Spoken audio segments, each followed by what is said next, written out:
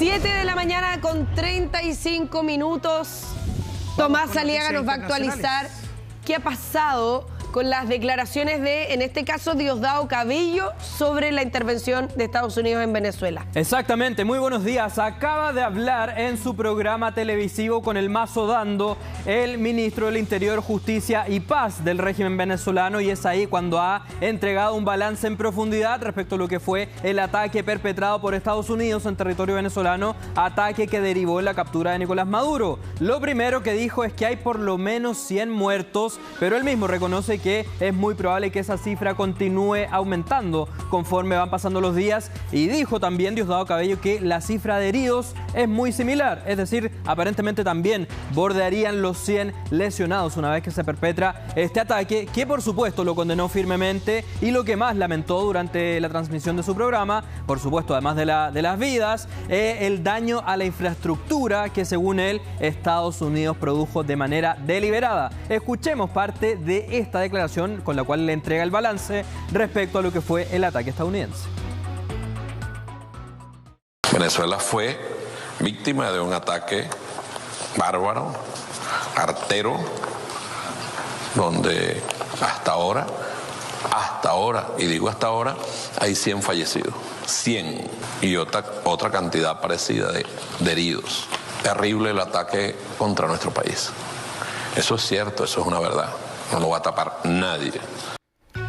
Ahora hay que contrastar, claro, hay que contrastar también este número, esta cifra, la información que da Diosdado Cabello. Hasta ahora la cantidad de fallecidos que habíamos conocido era de 32, exacto, que la había proporcionado Cuba. Exacto. Con respecto a quienes estaban allí cuidando a Nicolás Maduro. Pero el New York Times hablaba ya de 80. Sí, exacto, pero lo que nos faltaba finalmente era la confirmación desde el régimen de Venezuela, efectivamente cuántas personas habrían perdido la vida, y esta ya es la primera cifra que hemos obtenido en voz del ministro del Interior, Justicia y Paz, a quien, dicho sea de paso, se le ve muy apesumbrado. Recordemos que él durante este programa suele echar bromas, reírse, hablar con un tono desafiante también. Exacto, él suele desafiar directamente a Estados Unidos, pero en esta última emisión del programa no lo hizo para nada, estuvo serio en todo momento, y eso nos da cuenta que puede que le haya llegado la amenaza que emitió Estados Unidos. Recordemos que ayer contábamos que Donald Trump mandó a decirle a Diosdado Cabello que si él no mantenía el orden y la tranquilidad en Venezuela,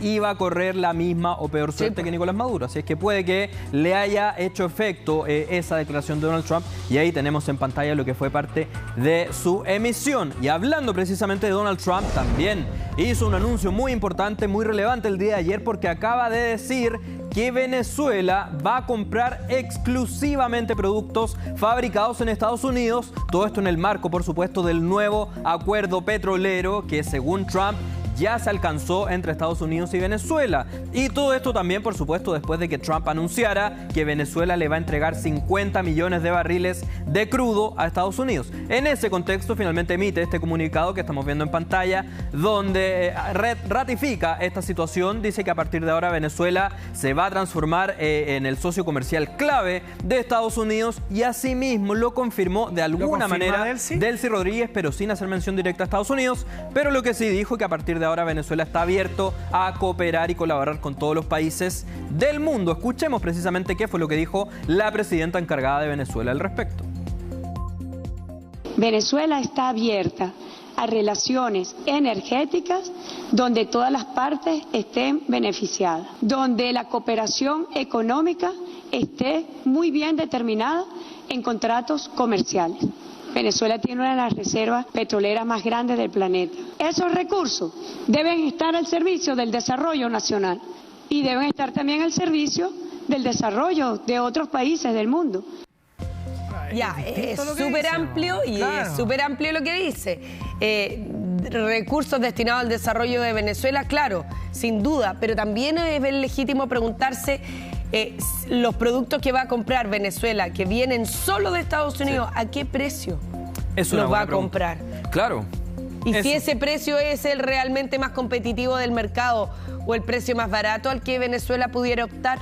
Exacto. O tiene derecho a elegir, o si va a tener derecho a elegir. Ahora lo que están diciendo desde Estados Unidos es que todo esto se trata de una imposición a Venezuela. Acá no habría habido cabida a un diálogo, a un debate, sino que más bien estas son las nuevas reglas que Estados Unidos ya está imponiendo en Venezuela, teniendo en cuenta que Trump ha dicho en múltiples oportunidades que es él quien está a cargo de Venezuela. Y lo otro es que Delcy no está siendo lo suficientemente clara además con la ciudadanía. Claro. También puede ser que estén negociando a espaldas o sean otras conversaciones con Donald Trump y ella dice otra cosa en cámara. Sí. Sin duda. O sea, a la luz de lo que ha pasado y de cómo el gobierno de Estados Unidos ha hecho un reconocimiento a Delcy Rodríguez, porque es un reconocimiento que ella haya continuado en el poder.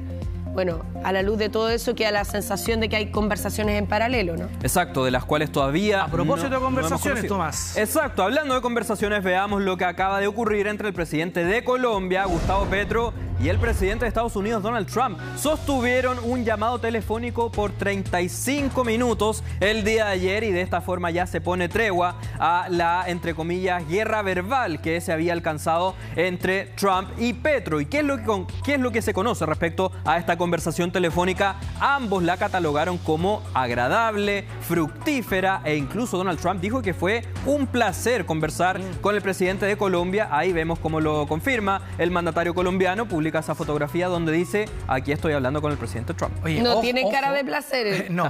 Ojo que los días previos, porque acá hubo una escalada verbal, ¿no? En acusaciones, porque Trump le había dicho que era un enfermo. Claro. Y Petro había dicho que tenía un cerebro senil, Donald Trump. Sí. Y además que se cuidara el trasero, ¿te acuerdas al principio? También. Pero bueno, se limpian asperezas aparentemente. Sí. Dicen que fue... ¿Ustedes creen eso? Yo creo que ¿O será para la foto nomás? Bueno, una conversación y que después Donald Trump diga que fue, al menos lo destaca la conversación, sí. Dice que fue positiva. Mira, Sí.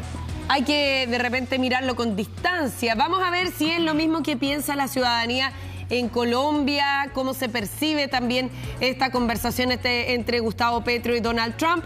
Roberto Cox está en Cúcuta para contarnos también si ha habido repercusiones respecto de este diálogo. Roberto, buenos días. Buen día, Roberto. Hola Karina, hola Pato, hola Tommy, buenos días. Les quería recordar solamente un pequeño detalle. Días antes del ataque norteamericano en Caracas, que terminó con la captura de Nicolás Maduro, también se produjo un llamado telefónico entre Donald Trump y Nicolás Maduro, donde ambos mandatarios dijeron que había sido un diálogo cordial, donde habían podido hablar de distintos temas. Bueno, todos sabemos cómo terminó esa historia. Terminó con un ataque en suelo venezolano del ejército de Estados Unidos y la captura del líder chavista. Bueno, esta vez fue una sorpresa durante el día de ayer porque recordemos que había convocatorias en todo el país, en las principales ciudades de Colombia. El mismo Gustavo Petro había llamado a marchar contra las amenazas de Donald Trump. Acá en Cúcuta también hubo una pequeña manifestación, no muy grande, cerca de 200 personas, pero la manifestación más grande, la marcha más grande iba a ser en Bogotá, en la capital, que iba a contar con la presencia del mismo Gustavo Petro.